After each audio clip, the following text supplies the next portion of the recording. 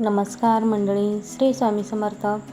आज आपण बनवणार आहोत उडीद आणि मूग डाळीचे खुसखुशीत पांढरे आणि लाल न होणारे पापड.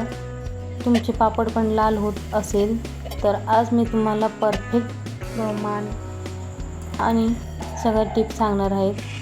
तर व्हिडिओ शेवटपर्यंत बघा. म्हणून व्हिडिओ शेवटपर्यंत बघा आणि चॅनलला सबस्क्राईब केलेलं नसेल तर सबस्क्राईब करा. तर चला रेसिपीला सुरुवात करूया. तर इथे मी 2 किलो उडदाची डाळ घेतलेली आहे. ती डाळ आपल्याला स्वच्छ अशी पुसून घ्यायची आहे. मी ती उन्हात वाळवत घातली होती 1 ते 2 तास उन्हात वाळवत घालून, आणि आता ती एका ओढणीचा कपडा घेतला आहे. त्या कपड्यावरती मी ती अशी तिच्यातली धूळ अशी काढून घेणार आहे, स्वच्छ बनवून घेणार आहेत. तुम्ही एका मोठ्या अशा कटोऱ्याला ओढणीचा कपडा बांधून ती गाळून पण घेऊ शकता. ही अशी धूळ निघून जाते त्यामधली. डाळ तिची व्यवस्थित स्वच्छ करून घ्यायची आहेत आपल्याला. ही बघा अशी पूर्ण व्यवस्थित स्वच्छ बनवून घ्यायची. आणि त्यानंतर आता मी यात घालणार आहे उडीद डाळ 2 किलो आणि मूग डाळ 400 ग्राम, म्हणजे प्रमाण 1 किलोला 200 ग्राम डाळ, 2 किलोला 400 ग्राम. हेच परफेक्ट प्रमाण आहे. पापड लाल होत नाही. हे आपल्याला गिरणीतून दळून आणलेले आहेत. आता ही डाळ आपण गिरणीतून बारीक करून आणायची आहेत आणि घरी आणल्यानंतर पुन्हा एकदा चाळणीनं चाळून घ्यायची आहे. पूर्ण असं पीठ आपल्याला चाळणीने गाळून घ्यायचं आहे. आता आपल्याला त्या पिठामध्ये पापड मसाला, रामबंधू पापड मसाला मिक्स करायचा आहे. त्या पहिले आपल्याला इथे थोडंसं पीठ बाजूला काढून ठेवा, पापड लाटण्यासाठी उपयोग होतो. तर हे 2 रामबंधू पापड मसाल्याचे मी पुड्या त्यामध्ये वापरत आहेत. ते आपल्याला चाळणीने व्यवस्थित चाळून घ्यायचं आहे. जाड मिरे असतात त्यामध्ये, तर ते आपल्याला ते बारीक करून घ्यायचे आहे खलबत्त्यामध्ये टाकून. ते जाड मिरे असल्यामुळे ते पापड फाटण्याची शक्यता असते, म्हणून ते आपल्याला व्यवस्थित जास्त बारीक पण नाही करायचं आहे, जास्त जाड पण नाही. हे असं चाळणीनं चाळून घ्यायचं आहे आणि सर्व पिठामध्ये तो मसाला मिक्स करायचा आहे. सर्व पीठ आपल्याला असं मिक्स करून घ्यायचं आहे, म्हणजे सगळीकडे तो मसाला लागला जातो. आणि आपल्याला जेवढं पीठ भिजवायचं आहे तेवढं परातीत घेऊन ते आपल्याला पीठ भिजवूया. तर मी इथे साधं पाण्याने पीठ भिजवत आहे. गरम पाणी नाही केलेले, मी गरम पाण्याचा वापर नाही करत आहे. आपलं साधं पाणी तेच वापरते मी. थोडं थोडं पाणी घालत घट्ट पीठ मळून घ्यायचं आहे. जास्त पातळ पीठ करू नका. एकदम घट्टसर पीठ आपल्याला तयार करायचं आहे.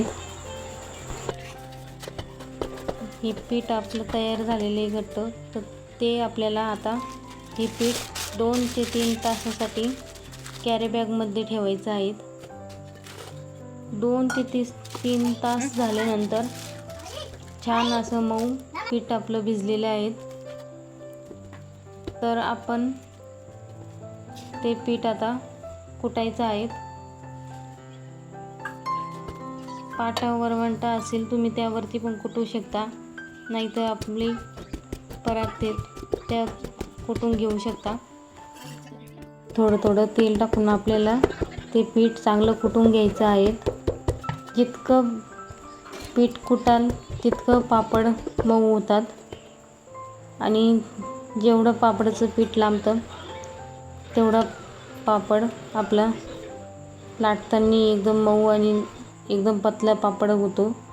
पापड एकदम पटपट लांबला जातो, पटपट लाटला जातो. तुटत नाही, लाल होत नाही.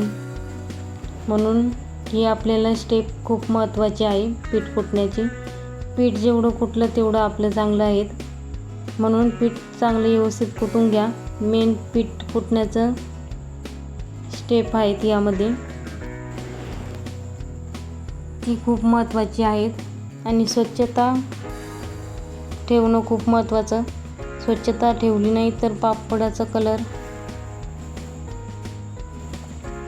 कलर लाल होतो. यासह दोऱ्याच्या साहाय्याने आपल्याला ते लाटे तयार करून घ्यायचे आहेत आणि ते एका बाऊलमध्ये काढून त्यामध्ये थोडंसं तेल लावून घ्यायचं आहे, म्हणजे चिटकत नाही.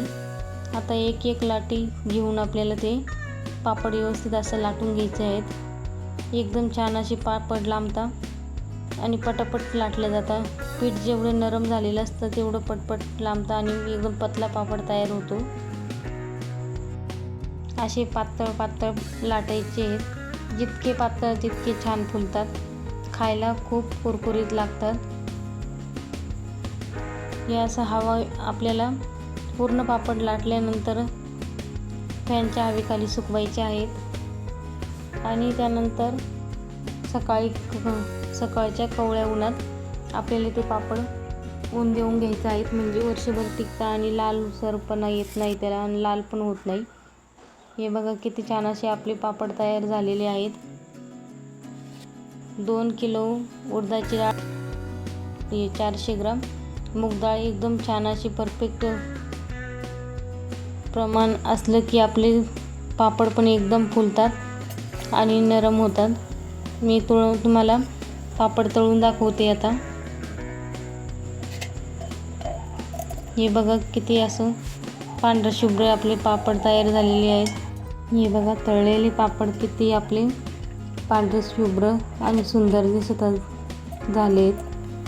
अजिबात लाल होत नाही आहेत आणि एकदम खूप कुरकुरीत आणि मऊ झालेत.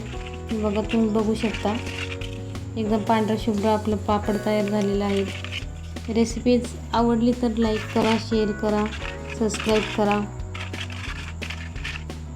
आणि असे नवीन व्हिडिओसाठी चॅनलला सबस्क्राईब करून ठेवा आणि कमेंटमध्ये नक्की सांगा रेसिपी आवडली असेल तर. बघ किती एकदम कुरकुरीत पापड तयार झालेले आपलं. खूप छान असे पापड चविष्ट तयार होतात. पूर्ण रेसिपी बघितल्याबद्दल धन्यवाद.